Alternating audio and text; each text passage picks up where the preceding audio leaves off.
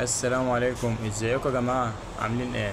يا رب تكونوا بخير. الواحد من زمان ما نزلش فيديوهات وما عادش عارف بصراحة ينزل فيديوهات امتى ولا ازاي ولا فيديوهات ايه اصلا. اول حاجة كده نصلي على النبي عليه افضل الصلاة والسلام. النهاردة بقى هعمل اكل ايه؟ طبعا محدش يعرف يعملها، محدش يقدر لا يقلي بناه ولا يحمر بطاطس. اظن الموضوع ده كبير قوي،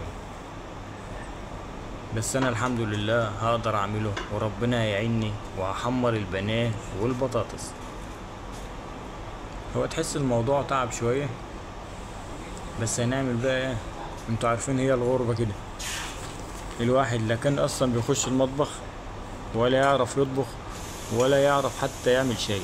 يعني كان الواحد شايل من دماغه الموضوع ده خالص، ملوش دعوة بالمطبخ.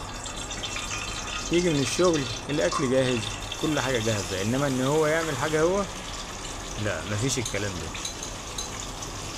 هنا بقى تخلص الشغل بتاعك، ترجع تشوف بقى انت هتقدر تعمل ايه اكل. عرفت تطبخ حاجة، عرفت تحمر حاجة. وكل ما تيجي تطبخ تفتكر مراتك، كل ما تيجي تغسل المواعين تفتكر مراتك، كل ما تيجي تغسل الهدوم بتاعتك تفتكر مراتك، كل ما تيجي تنشر الهدوم بتاعتك تفتكر مراتك. مش تفتكر مراتك بقى اللي هي ايه وحشتك، لا، ده انت تفتكر مراتك اللي هي طالعة عينها، قاعدة تطبخ وتغسل المواعين، ايه كل الحاجات دي. ده الواحد هنا بيعملها بالعافية. بس يلا، كله خير كده وربنا يسهل للجميع ويرزق الجميع، واللي نفسه يسافر يسافر. والله انا في الامارات وبنجرب حظنا، ربنا بقى يوفقنا ويرزقنا كده. وادعولي، ادعولي يا رب.